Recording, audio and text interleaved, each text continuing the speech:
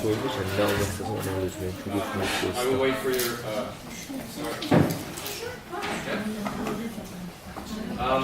Hello everyone, my name is Burak, and today we're going to focus on vocabulary and grammar connection.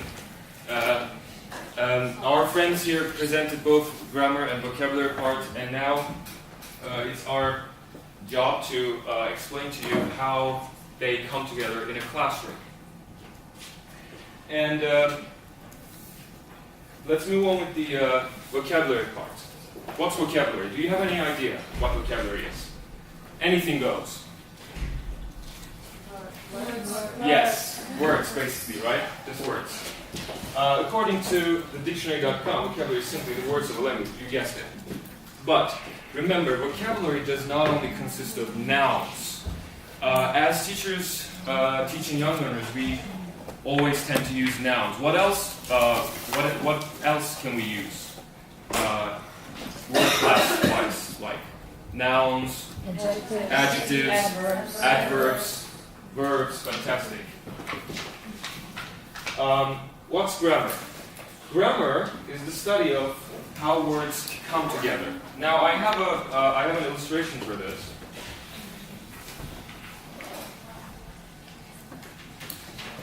As you can see here, I have the word egg. If I just say egg, it doesn't mean anything, right? I may want an egg. I might say that there's an egg here, or I like eggs. But watch what happens when words come together with the grammar. Can I have 2 volunteers, please, for this? Yes, please, and yes, please. Now imagine this row is the grammar, this row. And this is vocabulary. Can you hold this and can you hold this and look what happens. This They come together meaningfully. This is an app. So this one is grammar and these are vocabulary. Thank you very much for your participation, although it was so quick. Thank you. The relationship between grammar and vocabulary. I just illustrated that, how they come together to form meaning. They go hand in hand, and we should teach both of them to young learners. They are partners that work together to create meaningful communication. Now, we wanted to show you how this is done in the classroom. So, I would like you to imagine yourselves as preschool children and act accordingly, okay? Thank you very much for your participation in advance. And now, cookies!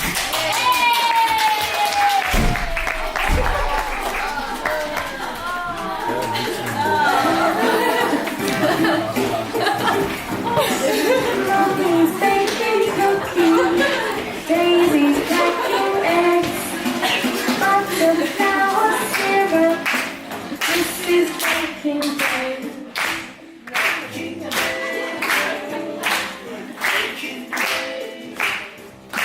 Mommy's baking cookies, Daisy's cracking eggs, lots of flour syrup, this is baking day.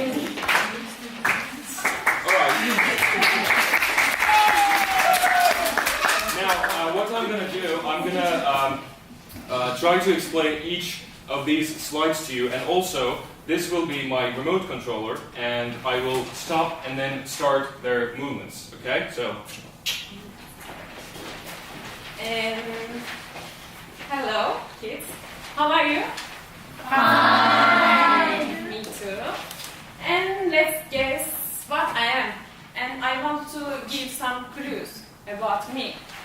And I am a little sweet and people generally eat me.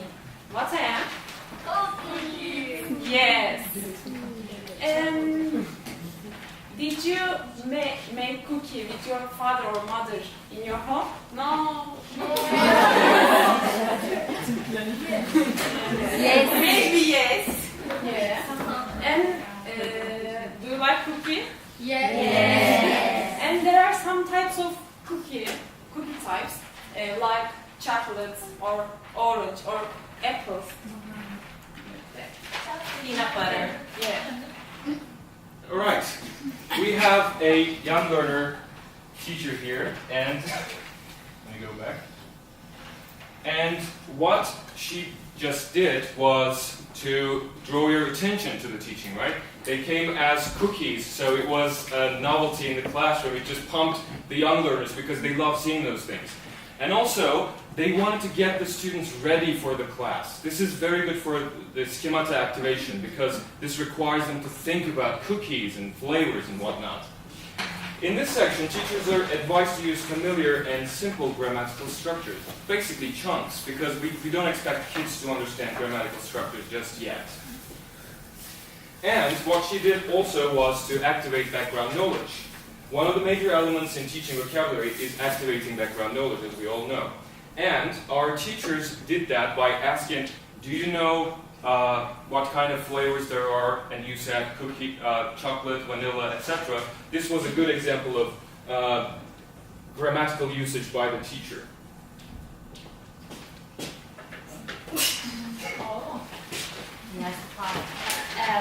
We are going to make cookies together today. Are you ready? Yes! I'm ready too. And you know, we have to have some materials to make cookies. Do you have any idea about materials? Egg. Yes. Most important material is egg. And what is it? Egg. Please repeat after me. This is an egg. This is an egg. Say again. This is an egg. This is an egg. Yes, good job. And other material is flour. This is flour. This is flour. Yes, this is flour. This is flour. Yes. All right. Let's go on the sugar. This is sugar. This is sugar. Please say 3 times. This is sugar. This is sugar. This is sugar. This is sugar. This is sugar. This is sugar. Yes, well done, my girls and boys. And other than butter. This is butter. Butter. Please say this like this is butter. This is butter. Okay, what is it? Butter. This is butter. Yes. And other one, chocolate. I know you like chocolate. I also love chocolate. This is chocolate. This is chocolate. Okay. Do you know this Bengisu? What is it? Chocolate. Okay, but this say this like this is chocolate. This is chocolate. Yes, well done. Okay, and this question go on for girls. Please, only girls answer this question. What is it? This is butter. Yes, good job, girls. And this question goes to boys. Hiçbir şey yapamam. Or boys. Okay, I choose what is it? This is Boys. sugar. In behalf of all men, this is sugar. Okay. I know maybe you cannot understand differences between sugar and flour. Okay, I brought these real materials for you. And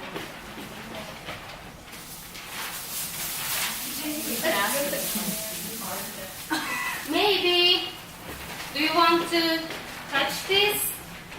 This one and this one. What is it? Do you know? Sugar. This is sugar. This is sugar. This is Yes. What is it? Do you know? Maybe flour. Yes, flour. This is flour.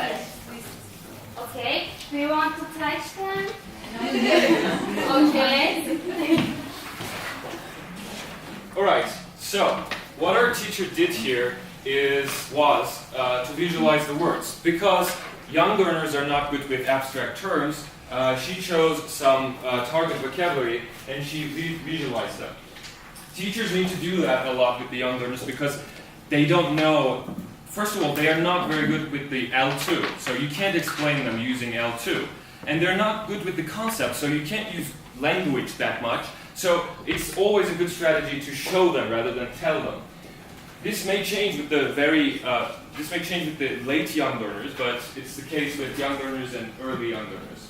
Teachers use chunks to present and visualize words. What the teacher did here was to ask students to repeat after her, meaning she wanted you to use the correct form, although you don't know what grammar parts the sentence has. You will learn it as chunks. There's no other way with the early young learners. Another thing she did was modeling. As teachers teaching young learners, we should model the correct usage, pronunciation, and grammar so that kids can, just by listening to us, because they're not really good with the literacy skills too, just by listening to us, see how to pronounce a word, how to use the grammatical structures correctly, and how to construct words together. Okay, let's go on with plays. Are you ready for play a game? Yes, you are ready. And please let's go on. There are some materials on the board, and we know these materials' names. And okay, we can say this is butter, this is flour, this is an egg, this is a chocolate. But there is something missing here, and I want to give some hints for it. Some people add this on their tea and mix them, and after then drink it. Do you know what is missing here? Sugar. Yes, sugar is missing. Good point. And another, there is sugar, flour, butter, and this is an egg. What is missing here? Do you know? Chocolate. Yes, chocolate is missing in here. Okay, well done, children. What the teacher did here was to use the context clues. She explained to you what sugar was, not by defining it, but giving you context, such as tea, mix, and kitchen maybe could be added to that. Understanding a word's meaning by looking at the structure of a sentence is also important here as well. And she chose words that are high-frequency words. And also, we should not limit that to vocabulary only. We should use high-frequency grammatical structures, because a child will not necessarily, most possibly, will not come across with past perfect tense in his or her life, or maybe conditionals. But there's definitely some it's, there is, I have got, just how we start learning grammar as well.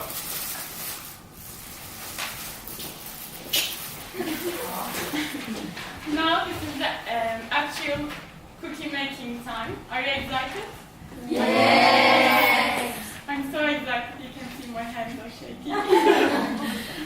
Now I want you to make peace with your friends, with your next friends. My friends will help me to handle these materials here.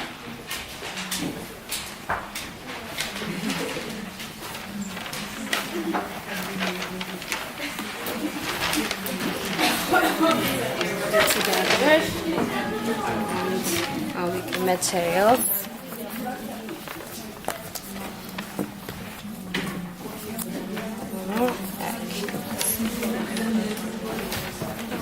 Sonra bir an düştü üstte.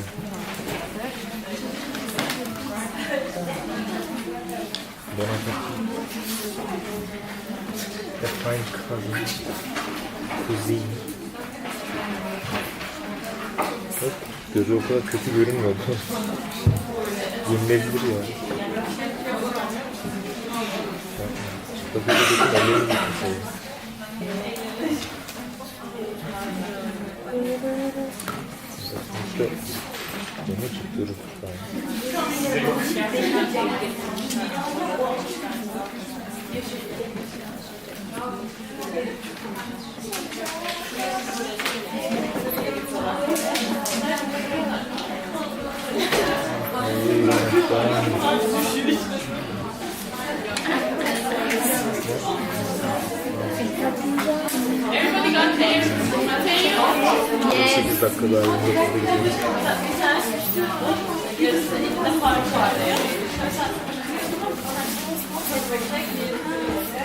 Biri varmış ama karşı gerekli. Yani şeker varmış.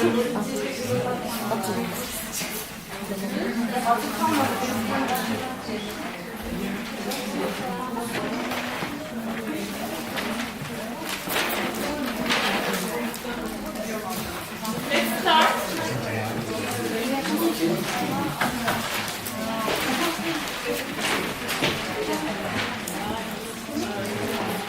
Is everybody done with their material? Yes. Let's start. We are going to. Do you remember the materials one by one? Yes. Let's say their name. What was this? This butter. Yes. And this may not seem like it, but this is sugar. Yes. This is egg.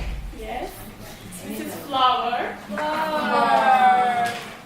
And this is chocolate. Yes. Now we are first adding the butter to our plate. This is our bowl to be. We are adding the butter to our plate, and then you please add sugar to the bowl, your plate, and now please crack the egg.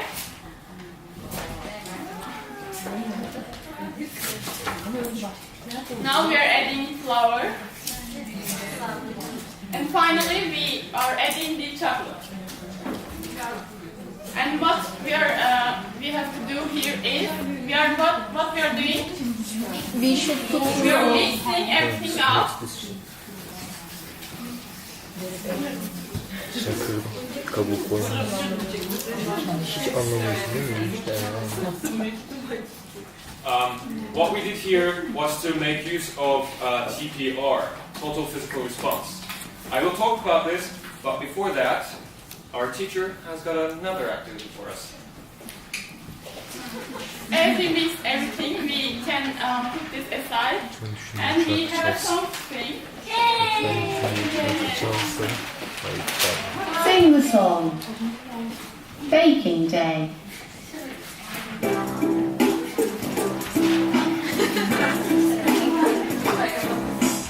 Mommy's baking cookies, Daisy's cracking eggs, butter, flour, sugar. This is baking day. Baking day. Baking day. Mommy's baking cookies, Daisy's cracking eggs, butter, flour, sugar. This is baking day.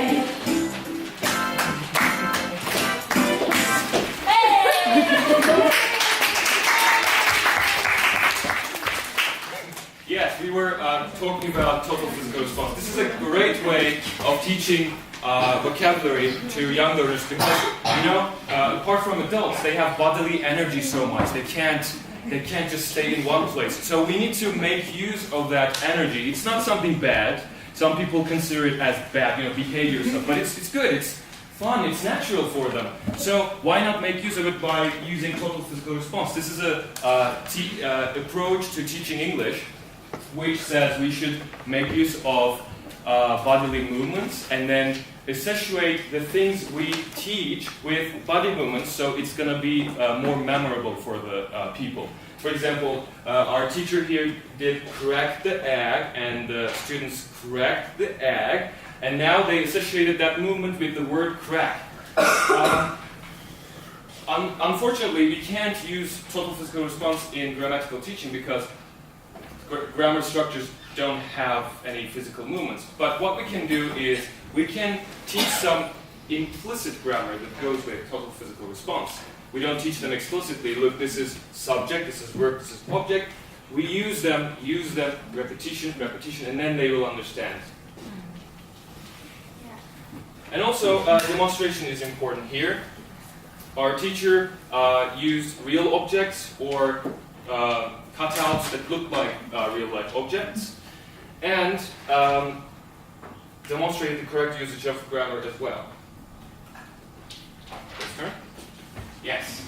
And after all, we sing a song and we guess the meaning about some materials, and we learned materials about for making cookies. And while making cookies, we learned some materials. Do you remember? Yeah. Yeah. Sure. You can say again. This is first butter, and then chocolate, and then egg, flour, and sugar. Okay, sugar. Yeah. And while making cookies, how did you make cookies? And we crack the eggs and add flour and add sugar and Butter and chocolate. butter. Yeah. And if you finished your cookies, you can put the oven your cookies. Let's go.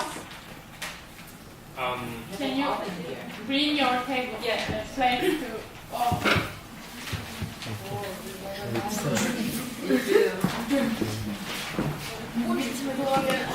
One person each cube.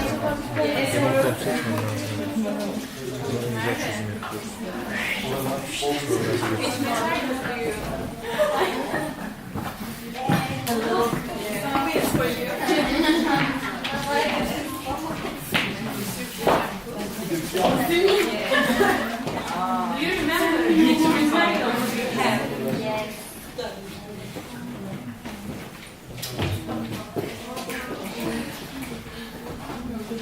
And bake. 15 minutes for baking.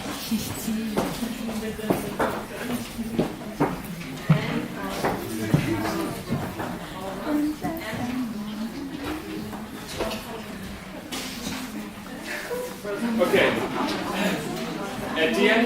At the end of each lesson, teachers are advised to repeat what has been done in the classroom so it sticks with the students better. So what our teacher did was concluding the activity and then asking students to get their plates and put them in the oven. In the real classroom, because we have so many people here, in the real classroom, this is where the teacher assesses what she taught to the children. She will ask questions such as, what did you put in there? Was there an egg?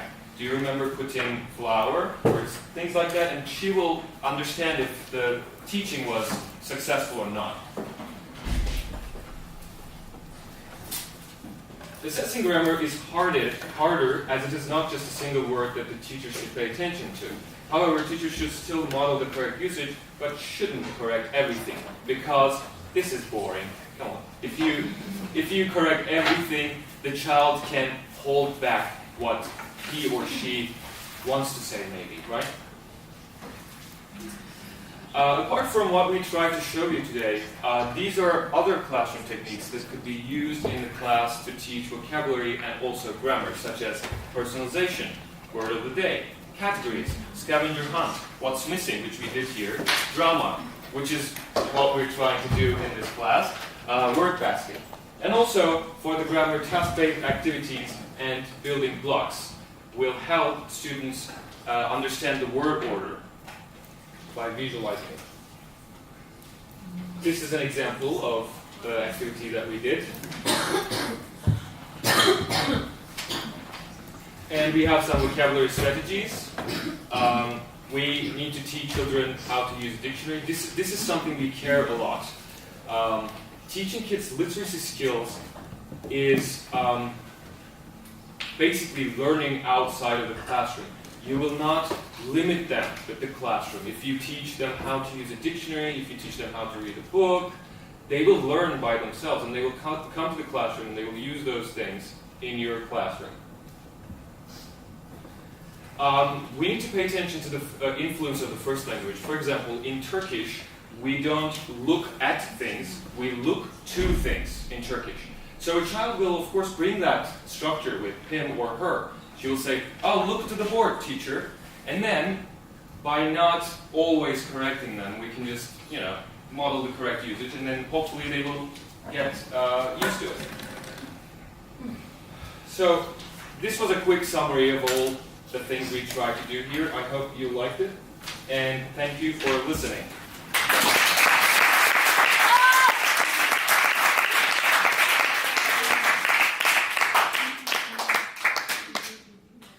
Also, we have Cookies, yes, we spread cookies for you. You get cookies, and you get cookies. and also real cookie. Yeah.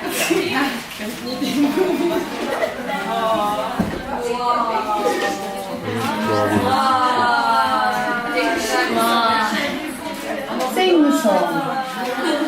Baking Day.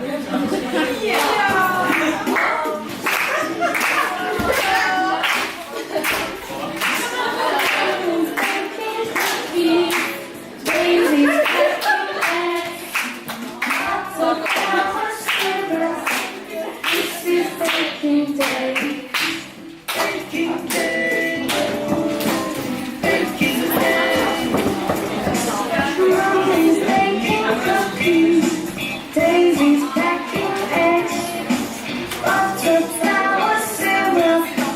This is baking day.